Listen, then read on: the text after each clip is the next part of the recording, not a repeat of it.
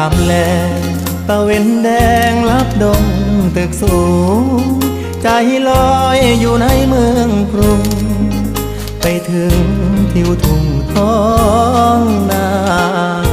คือทอดแม่พ่อสำบายบ่น้อยามลูกจากมาฝาเฮือนแอมตองมุงยาหลับตายังจำฝังใจมาอยู่เมืองไกลบ่อุ่นใจคืออยู่บ้านเฮาหาปลาหน้าหวานเกี่ยวข้าวของขึ้นเหล่าลาบขมต้มไก่หนาวหมอกจางจางไอดินกินฟางยังค้างในใจหอมเอ่ยหอมกลิ่นเข้ามาน้ำตาสิไหล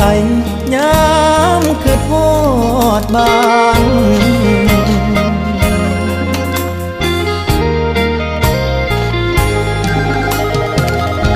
คือทอดเพื่อนสานป่านนี้เป็นจังใดน้องขอเพิ่นไว้ก่อนเด้อพ่อนี่ทกสกองทุนหมู่บ้านยังหาบ่ได้ค่าแรงจากนายใช้วันต่อวันแต่